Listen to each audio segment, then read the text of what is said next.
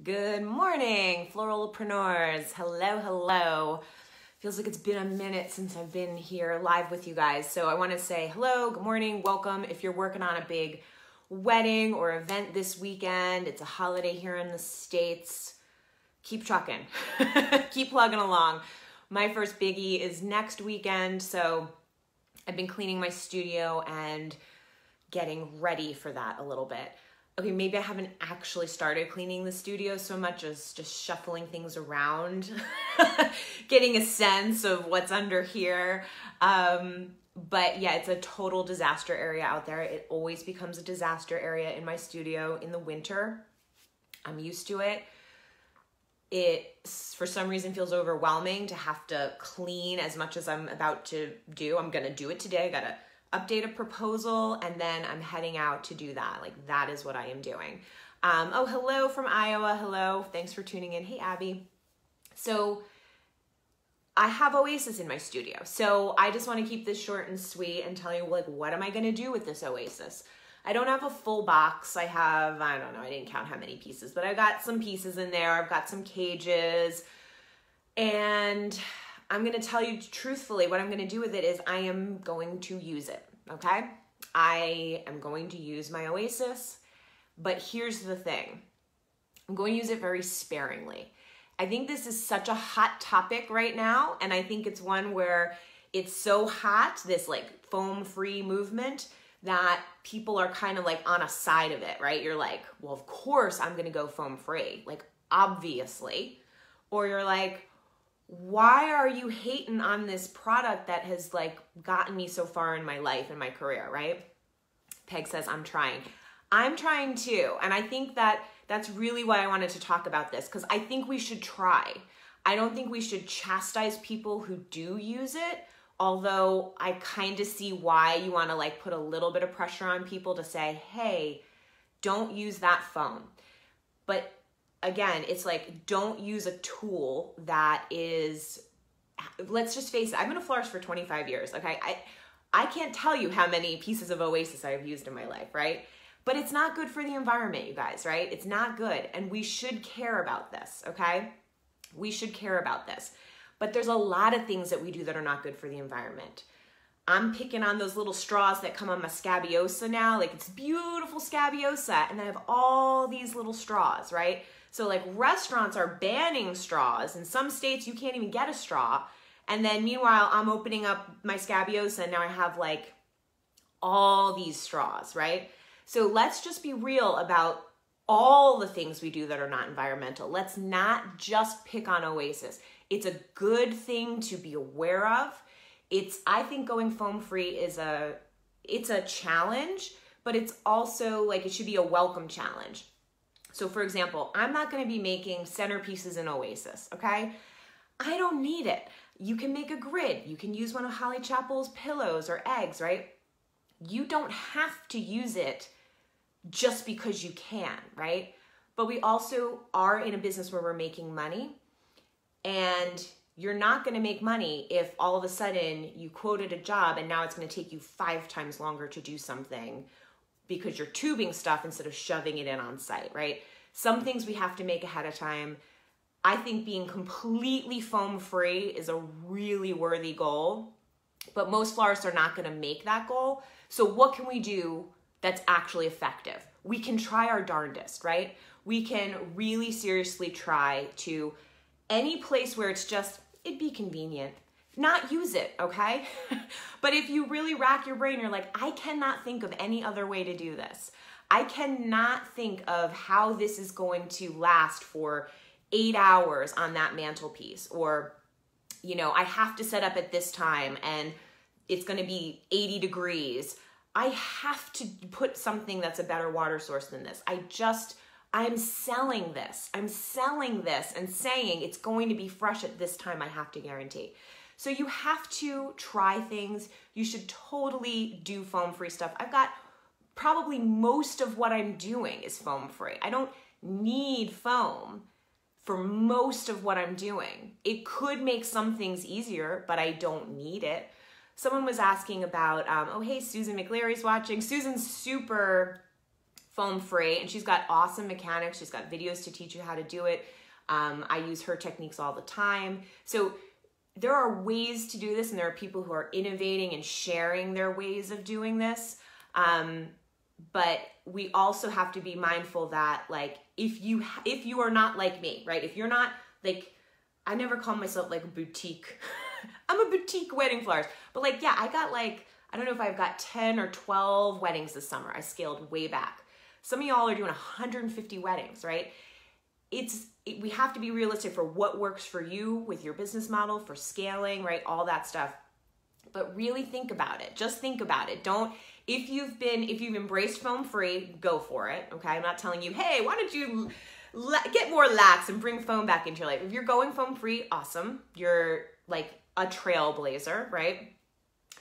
But if you have been resistant to this idea, if you're like, these people are just crazy hippies trying to make my life harder, right?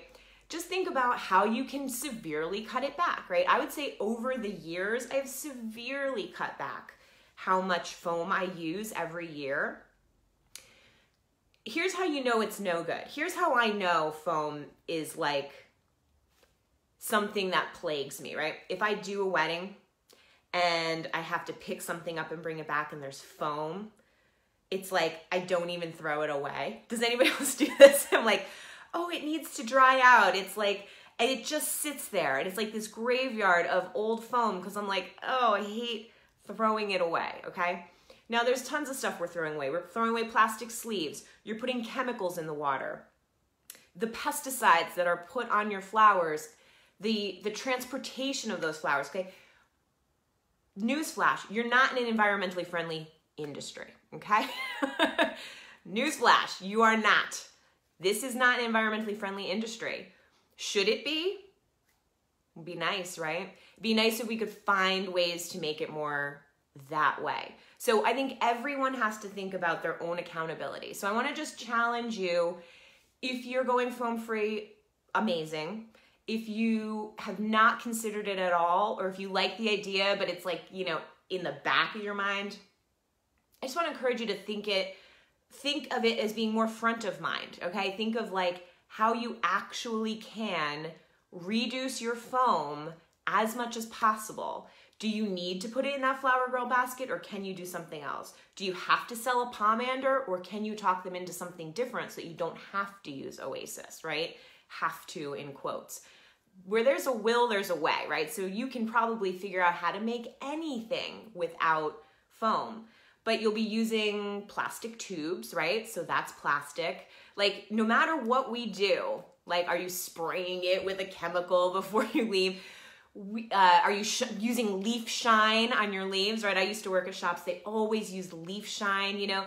Let's just be real about all the things we're doing that are not environmentally friendly and do everything we can to be more that way. So should you buy local, right? Like Deborah Prinzing always talks about the slow flowers movement. The closer to home your flowers are sourced, the better it is environmentally, right? So why not care about this a little bit, right? Why not care a little bit about it, even if it's not completely easy to do, or something that you're naturally like, yeah, you know, it's been bothering me. Like, you don't even think about it. You don't even think about this Oasis. But it's not the best for the environment, right? In fact, people are really pushing back against it. So what can you do to be mindful of that? I'm gonna use my Oasis. I am gonna use it. I'm gonna use it sparingly. I always use Oasis in my arbors. I'm gonna think about how I cannot. So someone asked a question like, how can I make this arbor without Oasis? It was more like, how can I make this arbor with this white fabric? The Oasis drips a green water, as we all know. And, you know, I have a couple of times, despite my vast checklists and diligence, I have arrived on site twice in 17 years, only twice, but still twice on site without any Oasis cages. And I'm like, I have to make an arbor. And it was actually quite easy. I tied up garland. I used bind wire, and I just literally wrapped around, like looped around the arbor structure. And that was all I needed. I didn't need chicken wire. I didn't need anything else. And I just stuck flowers in there. I happened to have a few water tubes in my bag of tricks, thank goodness, because I put the fragile things in the water tubes. And I literally think I had like 9 water tubes the first time this happened to me. And yeah, I put 9 things got water tubes, and the rest just got cut really short and tucked in, and it worked, okay? It worked. I'm sure if I went back the next day, it wouldn't be completely the same as my Oasis arbor is, right? The Oasis looks exactly the same the next day, but it doesn't need to be good the next day, right? It just needs to be good for the wedding. And if it doesn't last as long, but it's also not full of, you know, environmentally non-friendly products, you know, there's a bit of a trade-off there. So I want to, if you're going foam free, I want to just say you're a trailblazer, you're encouraging me and others to just think. And if you haven't been thinking this way, I want you to just think. Think. That's all. Just think. Think about, do you really care about this? You know, I'm seeing, so I am 41, and I'm seeing, I don't know if you guys have noticed these kids, these chillins that are skipping school like every Friday because they're protesting about the environment, right? They're like, why should we go to school to plan for our future if we won't have a future because the planet is destroyed, right? They have an interesting point there. I can't help but think at the age of 41, man, we should have been doing that, right? Like, we should have been the kids in high school doing that. But instead, I was in Jersey, you know, like, all right, by high school, I was no longer doing bangs and Aquanet, okay? But, you know, in my elementary and middle school days, I am responsible for part of the hole in that ozone, right? So we need to think a little more seriously about this as part of our profession, right? Like, I would love to not throw away so many plastic sleeves. Even when they say they're recyclable, it's like, but are they, right? There's a lot of stuff out there about recycling your plastic bags and how it's actually like kind of bunk. It doesn't really get recycled. A lot of the stuff we recycle doesn't really get recycled, okay? So we got to think about reducing and reusing. That's why they're first, right? Reduce, reuse, recycle, right? Recycle's the last. Let's get with this, people, okay? Let's get with this. I see a lot of comments coming through here. I don't know if I'll be able to read them all on my phone. Jimmy says, yes, I struggle with the fact that after an installation, so many of the tails are cut by the team that they can't be reused. I keep seeing the Alibaba Eco zip ties, and I want to pull the trigger and buy them. Oh, I didn't know there were eco-friendly zip ties. Yeah, zip ties, another thing. Like, there's just so many things we use that are just one use. That's it. One and done. Yvonne says, good morning. Deborah Prinzing is going to be my guest for the next Mornings with Mayesh on June 11th. All right, cool. So tune into Mornings with Mayesh on June 11th to get some awesome tips from Deborah. Jimmy also says, I struggle with the idea of all single-use plastics. Do we always need to use zip ties? This is from Jimmy, the zip tie junkie. Yeah, I'm a zip tie junkie too. Yeah, I don't know. Susan says, I'm happy to share a reliables list with your page if you'd like. Oh yeah, that would be amazing. Susan has this great list of reliables, like flowers that live long out of water that you can use for your things. That would be really generous of you to share that. A long list of things that last without water source for the length of an event. Awesome. That'd be so super kind of you to share that. Thank you. And Susan says, true, Jimmy. I also love Oasis rustic wires, super strong. All right. And Nina says, don't forget the importance of water, letting it run, dumping it uselessly, etc. Precious resource. Yes. Yes. You know, I actually caught myself the other day washing my hands like out of the garden where I was like, you know, like you're scrubbing, you're like, oh, I gotta get deep in here. And the water was running and running. And all of a sudden I'm like, what? You know, like just those moments of consciousness of like, no, not necessary. You know, meanwhile, my son is 7 and he is always I'm like, he's washing his hands and the water goes off so quickly. It's because he turns it on, wets his hands, shuts it off, puts water on, because that's how he was taught to wash his hands, right? So we just have to be mindful of these things. And I want to also mention it from a selling point of view, okay? Here's the bottom line. Again, can I talk about my age more times in one broadcast? So I'm 41. It occurred to me, I had like 4 visits with clients in the past couple of weeks where it started occurring to me like, you know, I'm getting closer to the age of these parents, right? I mean, I'm still closer to the age of the child, right? But as I continue to age, right, I will be closer and closer to the age of these parents. And the point of view of your customers coming up, right? People talk about millennials. Look, millennials are like 39, okay? They're not they're not that much younger than me. So when people talk about millennials, that's a huge range of age, okay? Huge range of like decades worth of people practically. It's big difference between people who started to have computers in school and people who like literally grew up with a computer. They're all in that millennial package, okay? But your future customers are not going to be millennials, right? They're going to be people who grew up like my son, shutting off the water to wash their hands. When you say to them, I don't use Oasis because it's not good for the environment, that will be an attribute for you. That will be a reason why they book you. That will be a reason why they pay you more, because you care about something that they care about. Because you are not going to find any customers very soon who don't find the environment to be an important concern in their life. And the more you are aligned with that, the more future thinking you are. Okay, so that's why I say people are trailblazers leading this foam-free movement, because that is the direction. That is the direction, if you are smart from a marketing point of view, that you want to head in. You want to head in a, oh no, I can't make that for you because that requires a like serious commitment to a non-environmentally friendly product that I choose not to use. And they go, oh, well, I don't want that. So yeah, let's do something different. That will be what your customers are like, okay? That will be what it's like. That is the future. The future cares more about where your flowers are from, right? So you want to tune into that Mornings with Mayesh and listen to Deborah.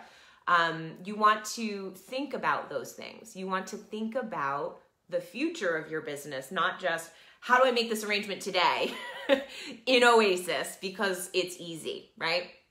You can do better. You can do better. So I hope I hope this was worthwhile conversation for you, because it's something that's been on my mind. And I'll be honest, I came in this morning after taking my son to the bus stop and I was like, I'm gonna talk to them today about this. And then I was like, no, no, I can't tackle this today. But it is what it is. There is Oasis in my studio, and I would be lying to you if I told you I was not going to use it. My goal is going to be to use as little as possible. So I want to challenge you to just do the same. How do you cut it back severely? How do you go from, I'm definitely doing these compotes in Oasis, to I'm going to grit it, or I'm going to get a Holly Chapel pillow. Okay, yeah, Holly Chapel's pillows are made of plastic, right? Again, no matter, every alternative we bring in is still gonna be something that's not totally environmentally friendly. That's just the story, okay? That's just let it wash on over you, right?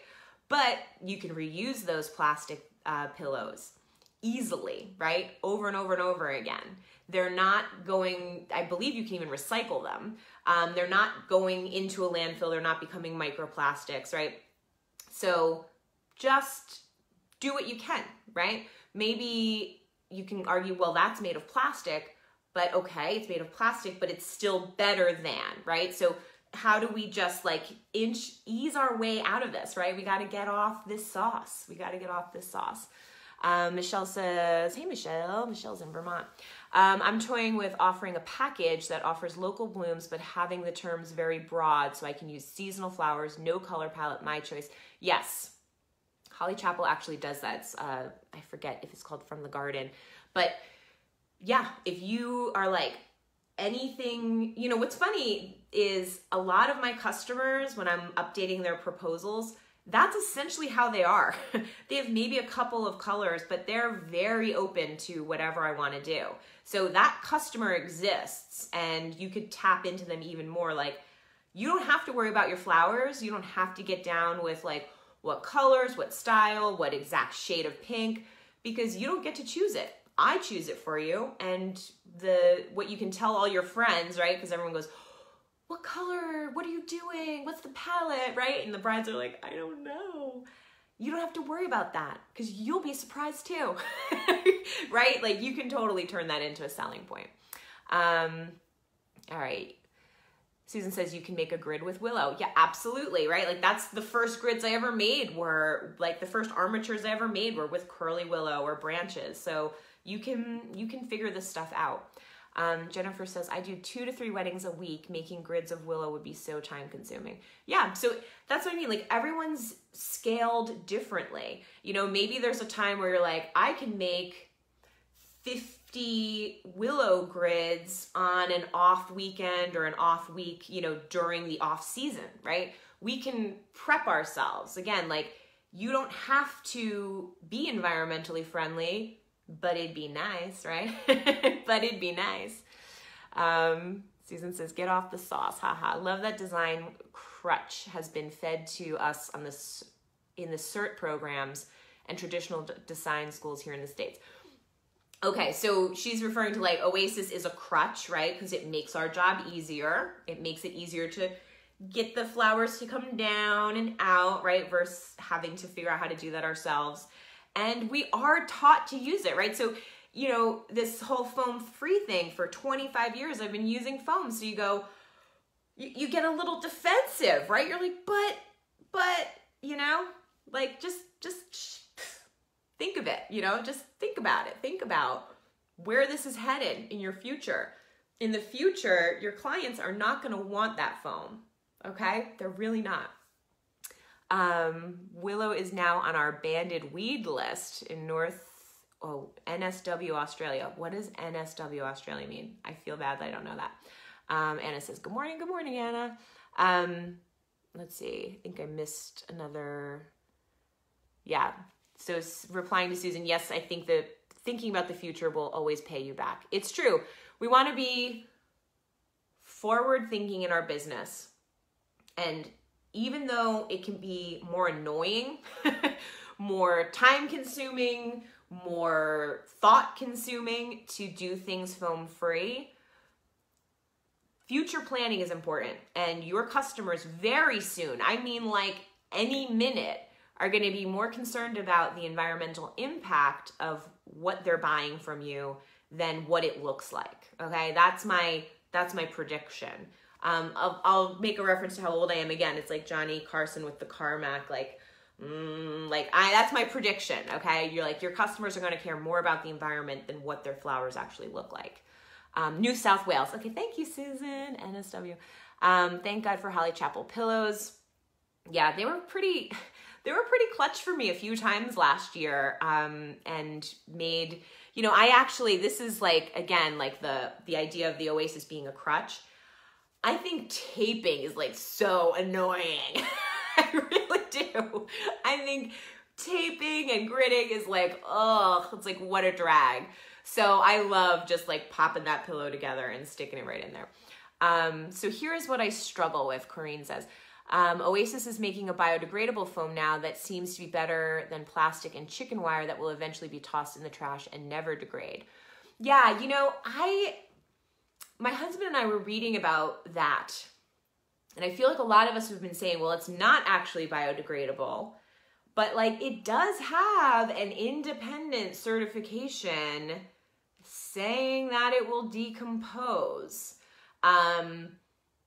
So I just don't know. I'm not inclined to believe stuff like that so easily. Like, I want to see it. I want to see that it actually happens. Like, and I'll put it this way. If I can't put it in my compost pile, if they won't be like, and you can just toss it right into your compost pile, you know, like, I don't know. So I just don't know what the real truth is about that. I just don't know what the real truth is about that. I struggle with it, because I don't want to say they're lying, because they have a third-party certification that like certifies like if something's compostable or not, or biodegradable or not, and they're saying that it is. So I don't know. Michelle says, I also rent out most of my containers, which has less impact. And any flexible vine or branch will do. Yes. So you don't need to use willow. Any flexible branch or vine will do. And then Susan says, it biodegrades, but just into tiny plastic pieces in the right conditions. Also, the particles don't biodegrade when rinsed down the sink. Yeah. You know, like that green water you're dumping out, you know, like you got to just like, again, just think, like just stop and think. And it's not fun to stop and think, to be totally honest, because that's when you're like, why do my hands feel like this? Oh, from pesticides, right? You should be wearing gloves. Okay, so now I'm telling you, get something else that's not recyclable, right? That's made out of like rubber, plastic, whatever, and use that. We just aren't in an environmentally friendly industry. That is just what it comes down to. Look, the glue, right? What's in the Oasis glue? What's in there? Why does it smell like that? Why should I have to open a window? Can't be good for the environment, right? I'm gonna throw away that little metal tube now. That's not going anywhere. So, you know, judge not before you judge yourself, right? Peter Tosh said that. Judge not if you're not ready for judgment. Everyone is doing something not environmentally friendly. Even if you're foam free, there's something else you're doing that is not good for the environment. That is just the truth, right? You might be driving a vehicle that's bigger than you need on a daily because you need it for the weekend for your event, right? Whatever you're doing, right? There's going to be something you're doing in this industry that's not environmentally friendly. So just see yourself. That's it. See yourself. Corinne says, that's literally what I was just about to say. This industry is not eco-friendly. No, it's just not. What we do is pretty, but it's not eco-friendly. And Jimmy says, has anyone done a waste stream management analysis of our industry? I feel like we are trying to figure it out, and a lot of it's rumor and guesses. Someone needs to be the expert here, please. It's good, you know, it's a good point. Like when you think about what comes in, you know, you're cutting rubber bands, you're removing plastic, you're removing cardboard. So like the cardboard, I know I can recycle that. A lot of times I'll put all of my plastic into one bag. So it's like, I could recycle this, but everyone's in a different place where what is recycled is different. Now I know Blair told me once that she can take her plastic sleeves to the grocery store and recycle them with the plastic bags. But again, I've heard really sketchy things about how effective or not it is to recycle plastic bags at the store. So we can try, but it doesn't mean it's actually having an impact. So let's think about what we're doing that can actually have an impact. So like I compost all my waste. I think most people do. I think most people, you have to. It's like illegal not to, depending on where your business is located. But even if it's not illegal, why not compost it, right? Even if it means you have to pay extra money to have someone come and take your compost away, is it the right thing to do? Is it a trade-off? Is it one thing you can do if you're using Oasis? Like, well, at least we compost. I mean, I don't know. The moral of my story is there's no perfect answer here, okay? Like, I don't have a perfect answer, and there's not a single person who does. Unless you're literally only using flowers that are grown within like a 30-mile radius of you, and you have an electric car, and you use well water, and you use no chemicals, and nothing you have has any plastic on it, you know. You see where I'm going with this. We're all doing something. And even if you do all those things, if you're standing in your studio drinking a plastic water bottle, right? You're drinking out of a plastic water bottle. We're imperfect. This industry is particularly imperfect. So what can you do? Just that's my challenge. Even in your busy weekend or as you're about to start your busy season, like just what can you do and do it? What can you do and do it? Somebody says, I just see the other options have their own sets of issues. We can use wires and pillows, but when they end up in the client's hands, they are probably tossed. It's true.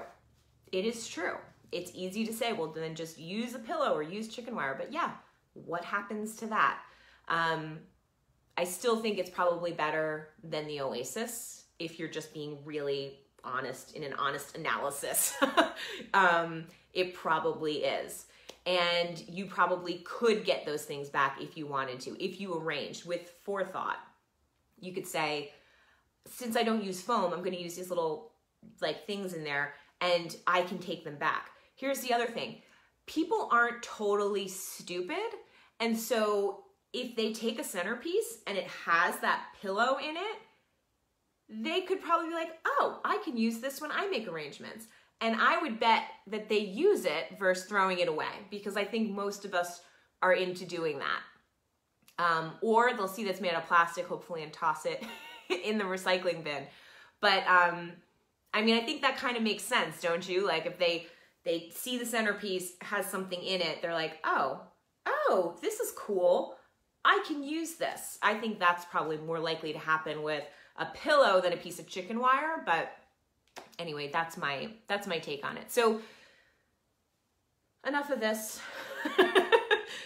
I want you to keep doing beautiful work. I want you to keep turning a profit. I want you to do anything that you can. If you're like, but I have to use foam, then do something else. Give up something else. Do something else that's environmentally friendly, because most of what we do is not.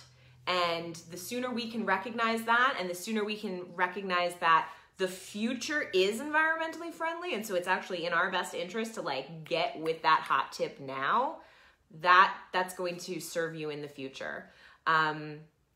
All right, that's it. That's all I have to say. Keep doing beautiful work. Like, so good luck to everybody who has big weddings this Memorial Day weekend here in the States.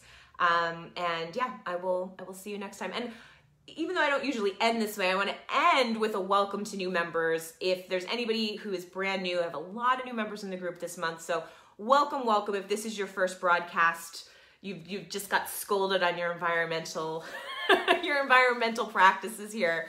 But welcome to the group, and thanks everybody for tuning in. And yeah, I'll see you next time. Bye.